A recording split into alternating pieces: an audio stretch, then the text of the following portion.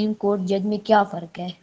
उसमें ना उस बच्चे ने जस्ट एक ही मेन पॉइंट बताया था और उसका मेन पॉइंट वही एक एक ही बनता है। बेटा किसी को पता है?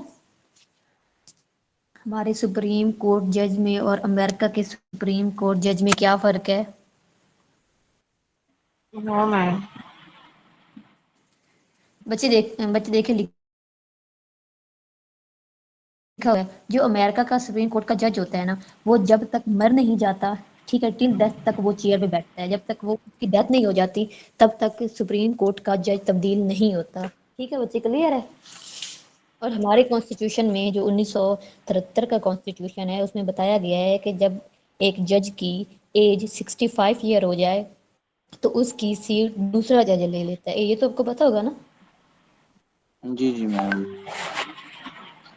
बच्चे इसमें जस्ट मेन एक ये एज का ही डिफरेंस है। जो अमेरिका का जज है वो टिल डेथ तक बैठेगा, ठीक है। जो पाकिस्तानी जज है वो बैठेगा 65 ईयर तक, बस उसकी फिर तो एज मैम एक्सपायर हो जाएगी। ऐसा क्यों, इसकी रीजन क्या है? रीजन तो ये है, जिसने कॉन्स्टिट्यूशन बनाया है हमें उससे पूछना चाहिए। क्योंकि हर के अपने रूल्स है ना, हर के अपने लॉज हैं, हम इस पे क्वेश्चन थोड़ी कर सकते हैं। जी मैम, ये तो है। जी क्वेश्चन। हम्म। ठीक है बच्चे, ये इंटरव्यू का एक क्वेश्चन था तो इसलिए मैंने इसको ना इधर ऐड कर दिया है कि मे बी भी आ भी सकता है, कोई किसी बच्चे से पूछ भी सकते हैं। आई होप आपको पहले नहीं पता होगा। जी मैम। अच्छा, इसके बाद आगे हम चलते हैं।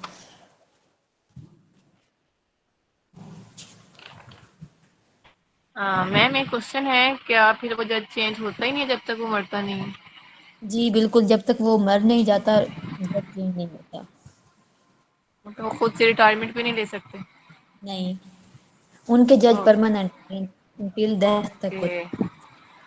मैम अगर डिफरेंस की बात करें तो पाकिस्तान और जो अदर कंट्रीज है लाइक अमेरिका, तो इनमें तो काफी डिफरेंस है। वहाँ पे तो बॉर्न चाइल्ड से लेके डेथ चाइल्ड तक वो सारी की सारी जो उनकी इकोनॉमी की है वो सारे का सारा उसका खर्चा वही उठाती है, लेकिन पाकिस्तान में ऐसा कुछ होता ही नहीं। ये उन्होंने पूछा है सुप्रीम कोर्ट का, बाकी तो बहुत सारे बन जाते हैं ना। जी जी मैम। अच्छा, इसके आगे यहाँ तक समझ लग गई है? बच्चे सबको समझ आ रही है?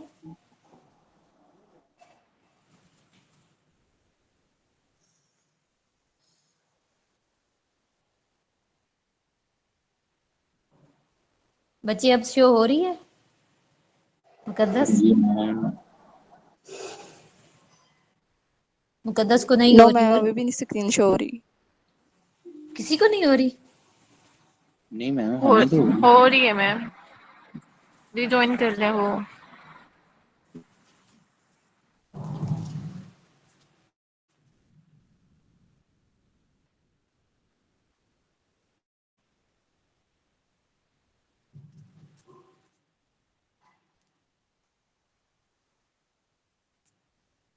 बच्चे जल्दी करें।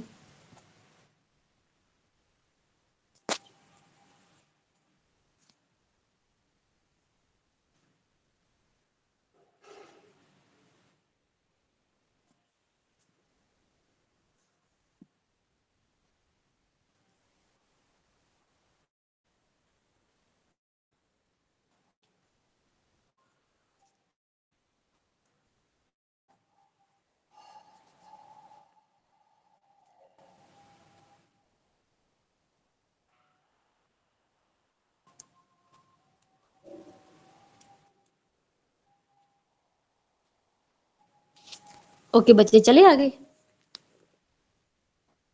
जी मैम।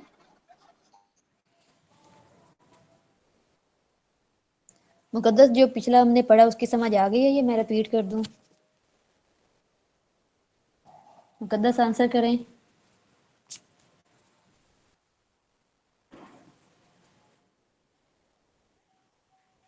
बच्चे,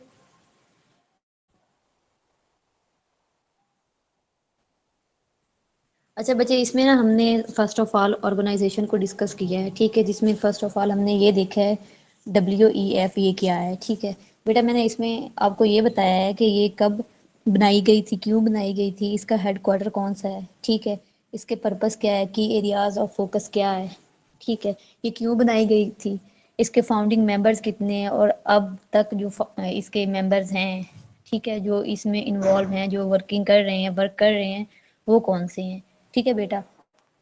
इसके बाद फर्दर हमने वो कोयला को डिस्कस किया, ठीक है। इसके बाद हमने वो डिफरेंस को देखा सुप्रीम कोर्ट जज के, ठीक है, पाकिस्तानी और अमेरिका के। अमेरिका का मैंने आपको बताया है कि जब तक ये पास नहीं हो जाता तब तक ये सीट पे बैठा ही रहता है, और जो पाकिस्तानी सुप्रीम कोर्ट का जज होता है वो 65 ईयर तक सीट पे बैठता है, ठीक है। यहीं तक अब डिस्कस किया है।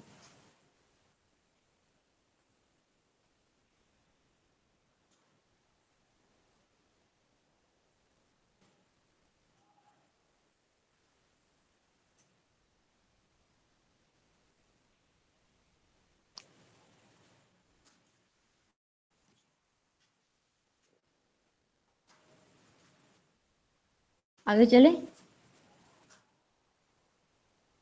जी मैम।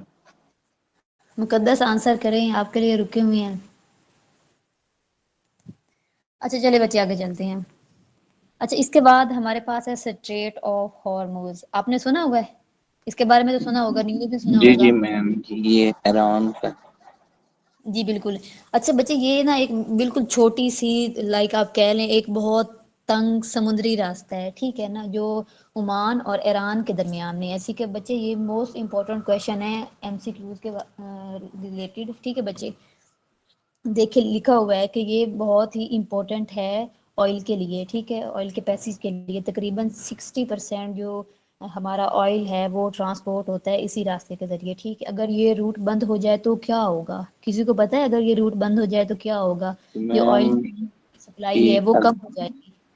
जी बच्चे। अगर तो मैम इसका रूट बंद हो जाता है तो फिर जाहिर बात है हमें ऑयल भी ज़्यादा महंगा मिलेगा, और जहाँ से जिस रास्ते से ये हमारी कंट्री में आता है ऑयल, तो अगर ये रास्ता बंद हो जाएगा तो हमें ऊपर से आना पड़ेगा, मतलब रेड सी वाले क्रॉस करके रिवर। जी तो फिर उसकी वजह से कंजप्शन ज़्यादा होगी, और जब जाहिर बात कंजप्शन ज़्यादा होगी तो फिर जाहिर बात है ऑयल भी हमें महंगा मिलेगा। जी बच्चे, इसके बाद जो हमारी इकोनॉमी है, ग्लोबल इकोनॉमी, ठीक है, वो भी डिस्टर्ब हो जाएगी। इसकी मेन रीजन यही है, ऑयल सप्लाई जो है वो स्टॉप हो जाएगी, ठीक है, जो प्राइसेस हैं वो बहुत ही इंक्रीज हो जाएंगी, ठीक है, ज़्यादा इंक्रीज हो जाएंगी। उसके बाद जो इकोनॉमी है कंट्री की वो डिस्टर्ब हो जाएगी। मेनली इसकी ये 3-4 रीजन ही बनती हैं, ठीक है बच्चे, जी मैम, क्लियर। जैसे अभी अभी रिसेंटली हुआ था। जी जी बिल्कुल। मैम ये नैरो स्ट्रिप ऑफ वाटर है या नैरो स्ट्रिप ऑफ लैंड है? स्ट्रेट ऑफ हॉर्मज आपने लिखा है नीचे। लैंड एक मतलब कि तंग थोड़ा समुद्री रास्ता है, बिल्कुल तंग सा। फिर लैंड तो ना हुई इसमें। बच्चे ये लैंड ही बनता है, जमीन तो है ना, जमीन का तंग रास्ता है ना। मैम वो समुंदर से नहीं निकलती, दोनों साइड पे समुंदर है और बीच में मतलब जो रास्ता है। किसी के पास चैट जीपीटी है, ये कुछ भी है बच्चे, सर्च करें अभी पता चल जाता है। करें जल्दी करें।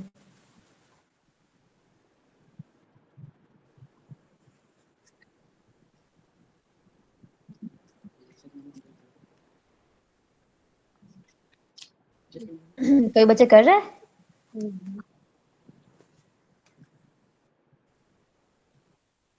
मैम सर्च आउट क्या करना है वो बताइए। नहीं, बच्चे को थोड़ा कंफर्म हो जाएगा ना।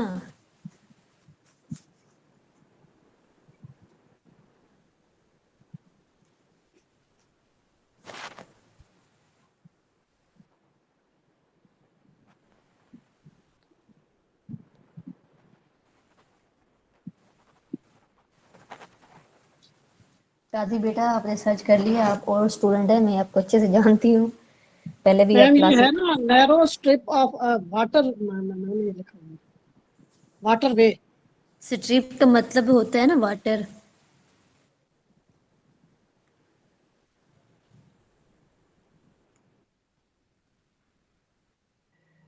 जी आप ये कह लें कि ये एक जमीन की लंबी और तंग पट्टी है, बस ये कह लें आप। जमीन की एक तंग पट्टी जो दो इलाकों को मिलाती है, आप ऐसे याद कर लें, कनेक्ट टू एरियाज। बच्चा जो स्ट्रेट है ना उसका मतलब होता है पानी का तंग रास्ता, ठीक है। जो स्ट्रिप ऑफ लैंड होता है वो होती है जमीन की तंग पट्टी, ठीक है बेटा। स्ट्रेट पानी का तंग रास्ता, स्ट्रिप ऑफ लैंड जमीन की तंग पट्टी। अब समझ आ गई है? मैम एक क्वेश्चन था। हम्म। मैम अभी जो रिसेंटली ये स्ट्रेट ऑफ हॉर्मोन्स जब क्लोज आउट हुआ है ईरान की वॉर की वजह से, तो मैम सबसे ज्यादा जो किस कंट्री की इकोनॉमी को जो है वो इफेक्ट पहुंचा है? बच्चे अगेन कीजिएगा question. Ma'am strait of Hormuz अभी रिसेंटली क्लोज आउट हुआ था ना, due to the price of petrol की हाई होने की वजह से। हाँ जी, स्ट्रेट ऑफ हॉर्मूज क्लोज हुआ था। जी तो मतलब मैम सबसे ज्यादा किस नुकसान किस कंट्री कंट्री को हुआ? की इकोनॉमी पे सबसे ज्यादा इफेक्ट इसका हुआ था? चाइना पे हुआ था या इंडिया पे हुआ था? Sir I think, sorry sir कह रही हूँ बेटा, सॉरी। चाइना है, उसके बाद इंडिया, उसके बाद जापान है। तो मैम ये कह सकते हैं हम कि 70% जो हमारा ऑयल है वो इंडिया ले रहा है स्ट्रेट ऑफ हॉर्मोन्स के थ्रू से। हाँ जी, सबसे पहले जो मतलब कि तेल दरामद करने वाले बड़े ममालिक थे ना वो चाइना था, उसके बाद आई थिंक इंडिया है, और थर्ड वन आई थिंक है जापान। लेकिन जो इस रास्ते पे डिपेंड करते हैं वो आई थिंक सऊदी अरेबिया है, ठीक। ठीक है, कुवैत है, कतर है, इराक है। जी ठीक जी है मैम। बेटा। जी जी आगे ठीक हो गया। काजी साहब आप चुप कर गए हैं, बताइए, समझ आई है? अदरवाइज हम आगे जी नहीं मैम चलने। समझ आ गई। बेटा मैं क्लियर कर देती हूँ। जो स्ट्रेट होता है वो होता है पानी का तंग रास्ता, स्ट्रिप ऑफ लैंड होता है जमीन की तंग पट्टी, मतलब कि जमीन का छोटा सा लंबा सा जो हिस्सा होता है, ठीक है। अच्छे बच्चे, उसके बाद आगे चलते हैं। यहाँ पे मैंने एक कोट किया, ये भी बहुत इंपॉर्टेंट है। दिख रहा है आपको? पाकिस्तान ने जो न्यूक्लियर टेस्ट किए थे चागी के मकाम पे, हमने जी ये जी पहले भी मैम। जी जी 28 मई 1998 में चागी के मकाम पर उन्होंने एटम बॉम्ब को गिराया था, न्यूक्लियर पावर बना था, ठीक है। अच्छा बेटा, इंडिया ने कब किए थे बता सकता है कोई बच्चा? पाकिस्तान ने न्यूक्लियर टेस्ट किया, इंडिया ने कब किए थे? बेटा जो इंडिया ने सबसे पहला किया था पाँच ना मिनट। वो किया था, इंडिया ने जो पहला किया था वो 8 मई 1900 आई थिंक है 74 में किया था। और जो दूसरा किया था वो 11 से 13 मई के दरमियान किया था 1998 में। ठीक है बेटा। फर्स्ट किया उन्होंने था 8 मई। तो जी मैम जी बेटा। उन्होंने किस प्लेस के ऊपर किया था? मतलब हमने तो चागी के मुकाम पे भी किया था, तो उन्होंने किस प्लेस पे किया था बेटा टैक्स? राजस्थान आई थिंक कोई है इलाका, राजस्थान आपने पढ़ा होगा। कोई बेटा बच्चा सर्च कर ले राजस्थान। राजस्थान के मकाम पर इंडिया ने किया था। जी मैम, राजस्थान में ही है कोई जगह। तो मैम इन्होंने टोटल कितने एटमी धमाके किए थे? हमने तो मतलब 5 किए थे, 6 किए थे। 6? 5 5 मैम। मतलब आप कह रहे हैं कि इंडिया ने न्यूक्लियर टेस्ट कितने किए थे? मैम जी इंडिया मैम। ने 5 किए थे, हमने 6 किए थे।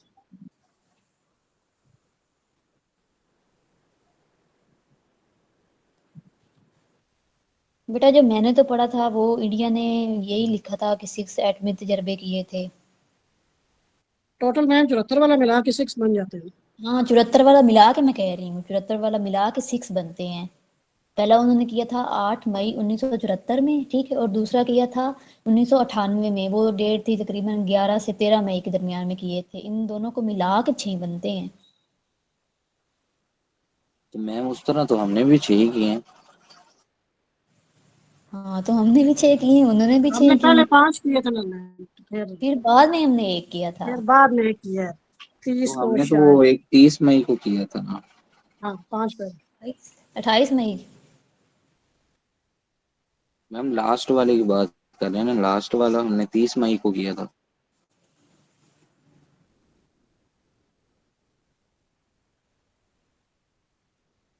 जो है वो 30 मई को हुआ था, टोटल 6। जी बच्चे, पहला जो हुआ था वो 28 मई को हुए थे, और जो लास्ट था वो 30 मई 1998 में ही हुए थे। जो 28 मई 1998 में हुए थे वो चागी के मकाम पर 5 एटमी धमाके किए गए थे। जो 30 मई 1998 में हुए थे वो जागीर 2 के मकाम पे किए गए थे और वो एक एटमी धमाका हुआ था। अब समझ आ गई है? जी जी मैम, क्लियर हो गया। पहले 5 किए थे फिर एक किया था। पहले 28 मई को किए थे और दूसरे 30 मई को किए थे। अच्छा, इसके बाद ना हाइब्रिड वारफेयर आपने सुना होगा। ये पूछा हुआ था कि ये किस टाइप की वार है। ठीक है बच्चे, आप हमेशा सुनते हैं कि हमारे मीडिया पे ना ऐसे ही रूमर्स फिर रही होती हैं, लाइक कोई जॉब की रूमर्स। अब ये जो फॉरेस्ट डिपार्टमेंट में जॉब आई थी उसमें कहा गया था ये कैंसिल हो गई है। ये सारा कुछ, ये जो हंगामा मचा था, ये मीडिया के थ्रू ही हुआ था ना। रूमर्स फैल जाना, गलत इंफॉर्मेशन फैलना, इसको हम हाइब्रिड वारफेयर कहते हैं। Hybrid warfare is a modern type of conflict. ठीक है बेटा, इसमें हमें ज़्यादा आमने सामने लड़ने की ज़रूरत नहीं होती। इसमें ज़्यादातर साइबर अटैक्स होते हैं। ठीक है, स्प्रेडिंग फेक न्यूज़। ठीक है, किसी की भी फेक न्यूज़ उठा के फैला देनी, उसे बदनाम कर देना। ठीक है, उसके बाद इंटरनेट से किसी का भी डाटा चुरा लेना, उसको हैक कर देना। लाइक मोस्टली अब हमारी जो व्हाट्सएप है वो हैक हुई हैं। मे बी आप में से किसी बच्चे को की हुई हो। ठीक है बेटा, जो इसका मेन मकसद होता है ना, इसका मेन जो पर्पस है हाइब्रिड वारफेयर का, वो है the aim is create confusion and damage to others. ठीक है, other countries without starting a full war. ठीक है बेटा, मतलब कि बिना नुकसान पहुंचाए उनको नुकसान पहुंचाना। समझ आइए फिक्रे की? मैम इसको हम आसान लफ्जों में सोशल वार भी कह सकते हैं। बिल्कुल, जो साइबर अटैक्स करते हैं ये तो होता है। मतलब कि हम उनको बिना नुकसान पहुंचाए नुकसान पहुंचाते हैं। मतलब एक तो नुकसान है, हम बाहर में लड़ेंगे, हमारी इकोनॉमी डिस्टर्ब होगी, उससे भी बचना। ठीक है, उनको मेंटली डिस्टर्ब करना, कंफ्यूज करना, फेक न्यूज को चलाना। ये पूछा हुआ था कि ये हाइब्रिड वारफेयर ये क्या है, किसकी टाइप है। समझ आ गई है? जी बच्चों मैम। को भी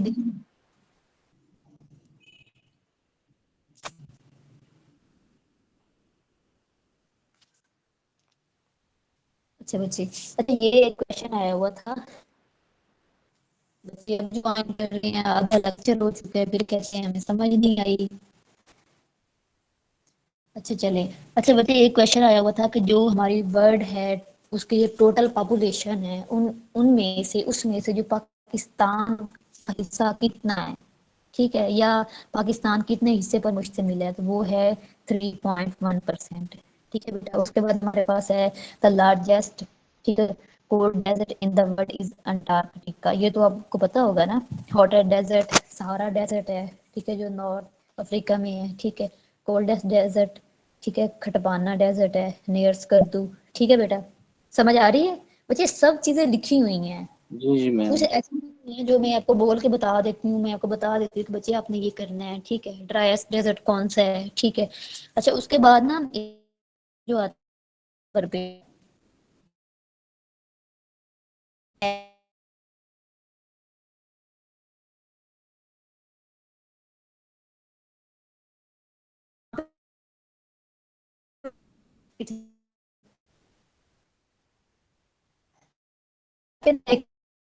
वो जो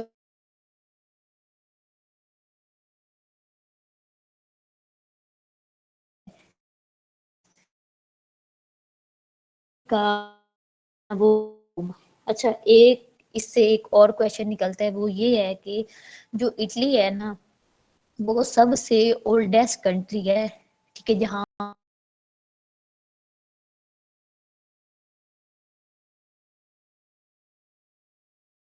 सिटीज इन द वर्ल्ड। ठीक है, और इसको कहते हैं ऑल रोड्स लीड टू रोम। इस बात का आपको पता है, ऑल रोड्स लीड टू रोम, मतलब कि जितने भी रोड हैं वो रोम की तरफ जाते हैं या रोम से निकलते हैं। इस मैम बात जो की पुरानी समझ? रोमन एम्पायर थी वो भी इसका कैपिटल भी वही था। जी, तब भी ये रोमन एम्पायर का ये सेंट्रल सिटी था, सेंट्रल कैपिटल जी था, जहाँ से रोड हर जगह जाते थे। ठीक है ना, ये लाइक एक मिड पॉइंट था। ठीक है, यहीं से हर तरफ रोड जाते थे। तो जाहिर सी बात है आमदोरफ्त होती थी। ठीक है, लोग आते जाते रहते थे, अब भी रह रहे हैं, कोई आ रहा है कोई जा रहा है। मैम वो समझ आई कहते हैं ना अब? कि रेनेसांस भी इधर से शुरू हुआ था। जी मैम जो रेनेसांस की थी ना, मतलब मैम मूवमेंट, वो भी कहते हैं ना कि यहाँ से स्टार्ट हुई थी। हाँ जी, हाँ जी, हाँ जी। बस मेरा आपको बताने का मकसद ये था इटली के, ये एक लॉन्ग शूज़ की तरह है, ठीक है? जैसे हमारा बूट होता है ना, बॉयज़ जो बड़े-बड़े मुँह वाले बूट पहनते हैं, आप पहनती होंगी, वैसा ही इसका है, नक्शा है। और जो इटली है, उसका जो कैपिटल है वो रोम है, ठीक है? रोम है। और इसको ऑल रोड्स लीड टू रोम भी कहते हैं, क्योंकि इधर से हर हर सिटी को हर तरफ रास्ता जाता था। लाइक एक सेंटर हो गया, ठीक है? उसको उसके ना चारों कोनों से हर तरफ रास्ता जाता है। आगे चले, बच्चे यहाँ तक समझ आती है? आज बच्चियां बिल्कुल खामोश हैं, कहाँ गई हैं सब? या आज लेक्चर मुश्किल है, या बच्चे बोर हो रहे हैं, कुछ तो है। बच्चे समझ आ रही है? Yes ma'am. गुड। अच्छा, इसके बाद हम देखते हैं headquarter of Pakistan army is in Islamabad, ठीक है? उसके बाद पाकिस्तान, सॉरी, पाकिस्तान नेवी का है इस्लामाबाद में, पाकिस्तान आर्मी का है रावलपिंडी में, ठीक है? उसके बाद कैपिटल ऑफ सॉरी अरेबिया लिखा लिखा हुआ है, ठीक है? इसके बाद world largest bird is ostrich. Ostrich का किसी को पता है? शुतुरमुर्ग। बच्चे वो तो पता है कि शुतुरमुर्गी है, किसी को पता है डिटेल या इसके बारे में क्या खसूसियात या कुछ भी? मैम इसके बारे में ये होता है कि इसका एग काफी बिग साइज का होता है। अच्छा बच्चे, मैं आपको ये बता दूं कि ये वाहिद परिंदा है, दुनिया का सबसे तेज दौड़ने वाला परिंदा ऑस्ट्रिच है, ठीक है? It is biggest and largest bird in the world. सबसे तेज दौड़ने वाला परिंदा, कभी सुना है कि परिंदे भी दौड़ते हैं? ये है दुनिया का सबसे तेज दौड़ने वाला परिंदा, ठीक है? उसके बाद क्या है, ये उड़ नहीं सकता, ये जस्ट दौड़ सकता है। ये वाहिद ऐसा परिंदा है जो उड़ नहीं सकता, ठीक है? उसके बाद ये ऑस्ट्रेलिया में पाया जाता है, सबसे ज्यादा ऑस्ट्रेलिया में पाया जाता है, ठीक है? और उसके बाद इसकी जो आंखें हैं ना, इसके मतलब largest and biggest egg in the world, ठीक है? इसका जो एग है वो सबसे बड़ा एग है, ठीक है? जितने भी हमारी वर्ल्ड में एग है ना, सबसे ज्यादा सबसे बड़ा इसका एग है, ठीक है? जो इसकी आईज का साइज है, इसके ब्रेन से भी ज्यादा इसके आईज का साइज है। मतलब इसका जो ब्रेन है वो बिल्कुल छोटू सा है, जो इसकी आईज है वो बहुत बड़ी है। अब समझ आ गई है? फर्स्ट ऑफ ऑल आपने ये याद रखना है कि जो ऑस्ट्रिच है दुनिया का सबसे तेज दौड़ने वाला परिंदा है, ठीक है? उसके बाद ये उड़ नहीं सकता, उसके बाद ये ऑस्ट्रेलिया में पाया जाता है, उसके बाद इसका जो अंडा है वो दुनिया में जितने भी अंडे हैं उन सबसे ज्यादा बड़ा अंडा इसका है। उसके बाद जो इसकी आइज का साइज है वो उसके ब्रेन से भी ज्यादा है, मतलब इसका ब्रेन छोटा है और उसकी आइज सबसे बड़ी है जितने भी परिंदे हैं। अब समझ आ गई है? मैम क्या ये सिर्फ वाहद है जो नहीं उड़ सकता? मैम जो जी जी, पेंगुइन्स होते हैं क्या वो उड़ते हैं? मोहन कभी देखे हैं? कोई मूवी शूवी तो देखी ही होगी। जी वो जी मैम, देखा है लेकिन वो राजमहल उड़ते तो में, नहीं है क्या शायद। वो उड़ते हैं? बच्चे ये तो मुझे भी नहीं पता। नहीं मैम उड़ते हैं, मेरा ख्याल तो मैंने तो मोस्टली देखे जी नहीं मैंने वो है। भी चलते ही हैं, उड़ते तो नहीं है वो भी। मोस्टली मैंने भी यही देखा है, सुना भी है, पढ़ा भी था कि वो उड़ते नहीं है, वो बस ऐसे तेज तेज दौड़ रहे होते हैं, ऐसा लगता है जैसे अभी गिर जाएंगे। वो उड़ते नहीं है मेरे लेकिन ख्याल में। मैम उनकी स्पीड इतनी तो नहीं ना होती जितनी ऑस्ट्रिच की होती है। नहीं, ऑस्ट्रिच तो इतना बहुत बड़ा परिंदा है, ये हमसे भी बड़ा परिंदा है। आप अभी ना जब लेक्चर एंड हो ना, टिकटॉक पे या यूट्यूब पे सर्च करना, आपको पता चल जाएगा, बहुत बड़ा परिंदा है जी जी हाँ, मैंने परिंदा। देखा हुआ है। पेंगुइन के ना वो विंग्स होते हैं, उनके पर होते हैं, लेकिन वो उड़ने के लिए ना मतलब कि वही उन्हीं परों का इस्तेमाल करते, लाइक दौड़ने के लिए, उड़ने के लिए नहीं, दौड़ने के लिए। अच्छा आगे चलते हैं, ये ऑस्ट्रिच का थोड़ा मैंने आपको बताना था। अच्छा, अच्छा किसी आई थिंक काजी काजी बच्चे ने क्लास ली होगी, द लाइट, सबसे जो हल्की गैस है एटमॉस्फेयर में वो कौन सी है? बच्चे आपको पता है ना, हमने क्लास एक की थी। Hydrogen hydrogen ma'am. 1% है। आई थिंक बच्चे आप उसमें थे, मुझे याद है।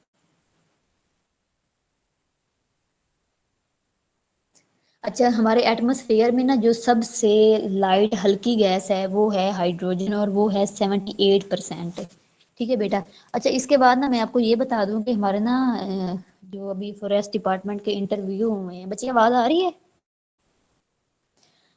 अच्छा, जी उसमें ना पाकिस्तान नेशनल एंथम का पूछा हुआ था। बहुत सारे बच्चों से ये क्वेश्चन हुए हैं कि जो पाकिस्तान का नेशनल एंथम है वो कंपोज किसने किया, राइट किसने किया, ठीक है। उसके बाद इसके जो स्टेंजा हैं वो कितने हैं, इसका मेन थीम क्या है, इसका जो दुरानिया है वो कितना है, किसी को पता है? लिखा मैम तो ये मैम हदीस जलंधरी ने लंबी में। लिखा था। हम्म। बच्चा ये देखे, मैंने आगे ना उसकी बुक का नाम भी लिखा है कि अगर हफीज जलंधरी ने लिखा है तो उसने कहाँ पे लिखा है, उसकी आगे ये बुक भी मैंने मेंशन की हुई है। ठीक है, अगर कंपोज किया है तो किसने कंपोज किया है। ठीक है, अगर वो अडॉप्ट हुआ है ऑफिशियली तो कब अडॉप्ट हुआ है, उसकी जो लैंग्वेज थी वो कौन सी लैंग्वेज थी। बच्चे एक क्वेश्चन आया हुआ था कि हमारे जो पाकिस्तान नेशनल एंथम है वो उर्दू में तो है, लेकिन उसके साथ किन लफ्जों का इस्तेमाल किया गया था, तो वो बच्चे पर्शियन थे। उसके बाद इसके जो सेंटेंजा हैं वो कितने थे, वो 3 थे। और जो इसका मेन थीम है वो ये यूनिटी, ठीक है, फेथ प्राइड था। और जो इसकी इसका दुरानिया है ना वो है 1 मिनट 20 सेकंड। ठीक है ना। अगर हम 1 मिनट 20 सेकंड, बच्चे आपको ना वो ऑप्शन में ना 2 ऑप्शन दे सकते हैं, एमसीक्यूज में ना 2 ऑप्शन दे सकता है। फॉर एग्जांपल वो देता है कि जो पाकिस्तान का कौमी तराना है ना उसका जो दुरानी है वो कितने है, वो एक में देगा 1 मिनट 20 सेकंड।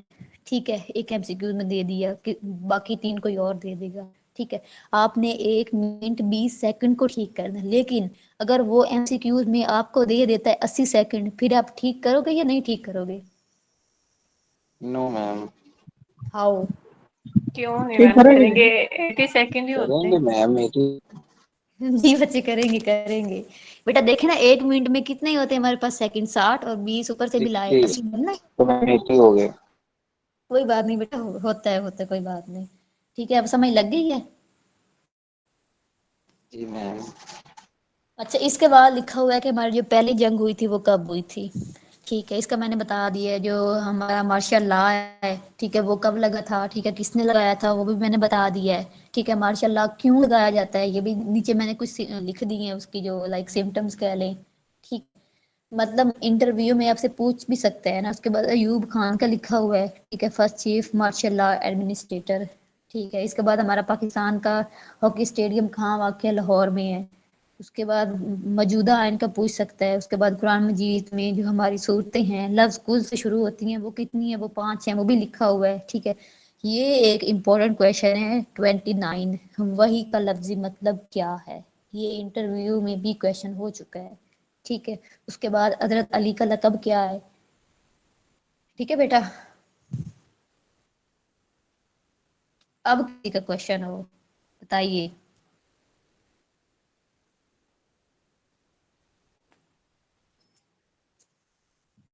बेटा किसी का कोई क्वेश्चन है? Excuse ma'am. मैम ये जो आपने लिखा है कि मार्शल लॉ के वो क्या है, जी, किस वजह से मार्शल लॉ लगाया गया? मार्शल लॉ क्यों लगाया जाता है? जी जी।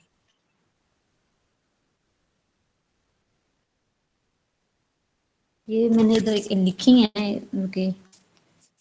बच्चे जब हमारे ना पाकिस्तान की सॉरी कंट्री की इकोनॉमी लाइक वीक हो जाती है ना, तब मार्शल लॉ लगाया जाता है। यहाँ पे होगा कहीं तो मैंने लिखा है, कहाँ गया, ये देखिए यहाँ पे लिखा हुआ है। जब देखिए बच्चे, जब हमारे जो डिफरेंट होती है ना पार्टीज, पॉलिटिकल पार्टीज होती है कंट्री में, ठीक है, वो आपस में झगड़ती हैं, ठीक है, जंग होती है, जो हुकूमत होती है उसको कंट्रोल नहीं कर पाती। ठीक है, उसके बाद जो लाइक सियासत में बहुत ज़्यादा बदनज़मी पैदा हो जाती है। ठीक है, उसके बाद जो हमारी पार्लियामेंट है, ठीक है, वो वीक हो जाती है। उससे क्या होता है कि सारे जो इख्तियारात हैं कंट्री को कंट्रोल करने के लिए वो फौज को दे दिए जाते हैं। ठीक है बच्चे, उसके बाद जो मतलब शहरी हुकूमत की जगह फौजी हुकूमत आ सकती है, ये भी हो सकता है। जो बाद दफा जो शहरी मतलब लोग होते हैं ना, सिटीज पे लोग, उनकी आज़ादियों पे पाबंदी लगा दी जाती है, क्योंकि हमारे जो कंट्री के हालात हैं वो इतने खराब हो चुके होते हैं। मैंने यहाँ पे ना 3 मेन रीजंस लिखी हैं, आप चाहें तो और कर लें, कोई मसला नहीं है। अब ठीक है। जी मैम ठीक। बच्चे किसी को समझ नहीं आई हो तो बच्चे बता दीजिए। बेसिकली आज मेरी थोड़ी सी तबीयत खराब है तो सही बोला नहीं जा रहा। अल्लाह ताला मैम आपको शिफा दे। आमीन। बच्चे किसी का कोई क्वेश्चन है तो बच्चे से कर ले, और जिसने जाना है वो जा सकता है, लेक्चर एंड है। मैम एक क्वेश्चन था, जी बच्चे। आपने मैम नेशनल एंथम का बताया, तो ये क्वेश्चन भी तो आ सकता है कि वर्ल्ड लार्जेस्ट एंथम किस कंट्री का है, और उसकी ड्यूरेशन अगर वो पूछें कि सबसे ज्यादा कितनी है तो वो फिर क्या होगी?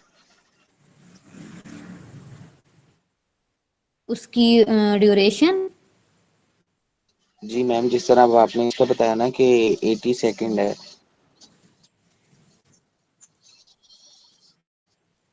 बच्चे इसका ना जो अगर लार्जेस्ट का पूछे बच्चे, वो ग्रीक का है, ग्रीस का है। उसमें ना स्टेंजा की तादाद है आई थिंक 158 है।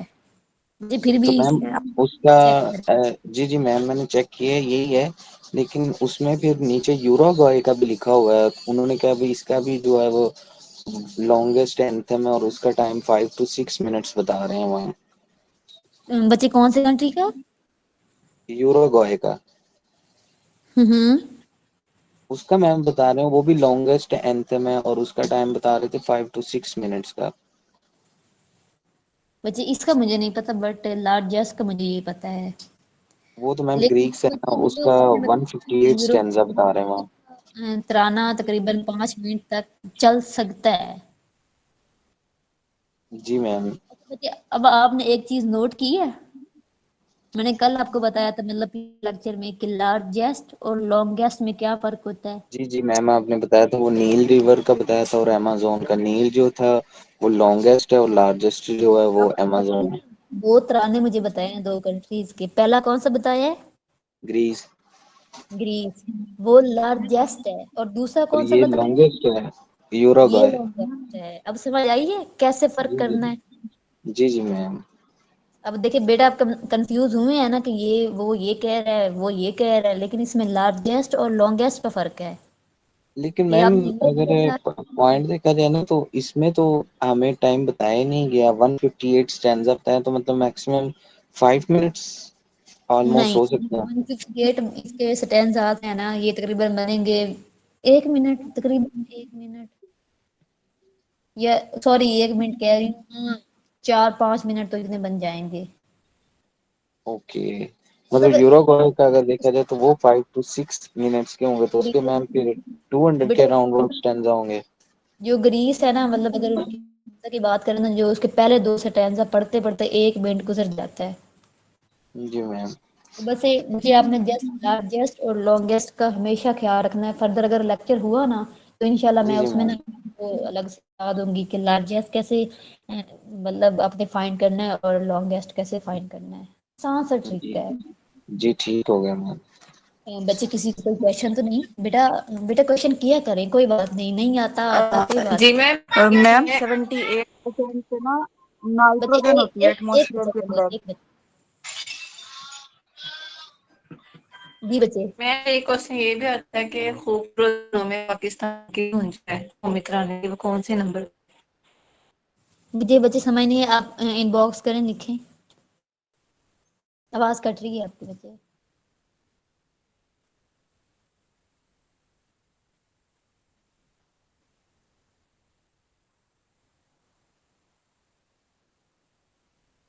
मैम एमसीक्यूज तो ये भी बन सकता है, हाइड्रोजन का एटॉमिक नंबर भी वो पूछ सकते हैं। जी बिल्कुल। हाइड्रोजन का एटॉमिक नंबर क्या है, किसी को पता है? 1 है मैम। आई थिंक जी, एक है उसका एटॉमिक नंबर। एक प्रोटॉन, एक इलेक्ट्रॉन और 0 न्यूट्रॉन है।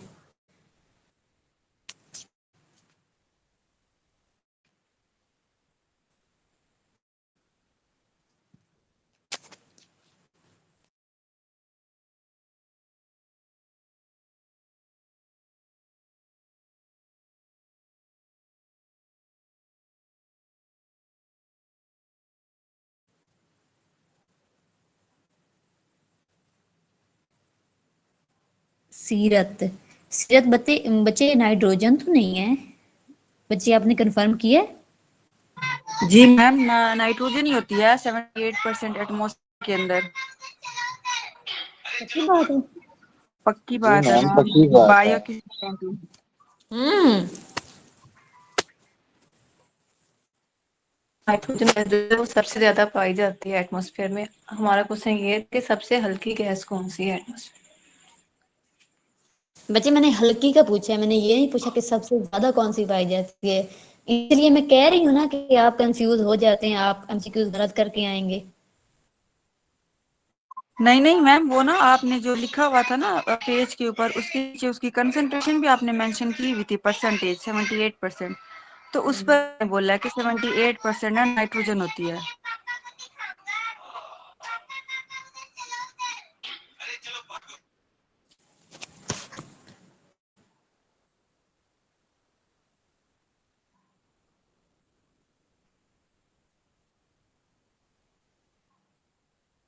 वो मैम इस कंडीशन में हो सकता है ना कि most abundant gas in atmosphere तो वो नाइट्रोजन है, और अगर लाइटेस्ट गैस इन एटमॉस्फेयर में पूछा जाए तो वो फिर हाइड्रोजन है।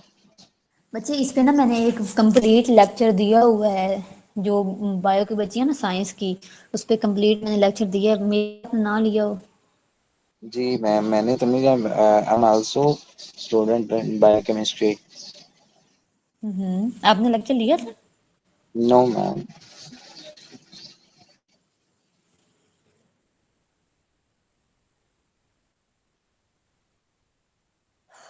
अच्छा बच्चे, आपने एक क्वेश्चन किया है नेशनल एंथम की धुन, बच्चे यही ना? सर सॉरी बच्चे, पाकिस्तान की जो है ना नेशनल एंथम की जो लिरिक है, ठीक है, लिरिक धुन, वो तीसरे नंबर पे है। आप पाकिस्तान की बात कर रहे हैं बच्चे? जी मैम, ये पाकिस्तान की है। थर्ड नंबर पूछना था कौन सी, और सेकंड पे। फर्स्ट और सेकंड पे कौन सी है?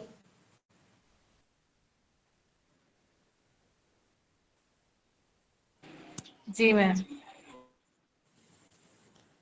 इसका ना कोई ऑफिशियल लाइक नोट हमें कहीं नहीं मिला बेटा। अगर आपको कहीं मिलता है तो डेफिनेटली आप हमें भी शेयर करें, बट मुझे इसका कोई नहीं मिला। मतलब एक ऑफिशियल होता है ना कि ये अथेंटिक न्यूज़ है, ये अथेंटिक इसका ऑप्शन है, वो मुझे नहीं मिला। सॉरी टू से बच्चे। Okay ma'am. बट आपको मिले तो जरूर ग्रुप में शेयर कीजिएगा। ओके मैम, मैं सर्च करूंगी बाद में, क्लास के बाद तो मैं शेयर हाँ, करूंगी। किसी का कोई क्वेश्चन तो नहीं है? No ma'am. अच्छा चले बच्चे, ओके, अल्लाह हाफिज। बच्चे किसी का कोई क्वेश्चन हो वो मुझे पर्सनल भी टैग कर सकता है, कोई इशू नहीं, मैं उसको रिस्पॉन्ड करूंगी। ओके। ओके मैम, अल्लाह हाफिज़।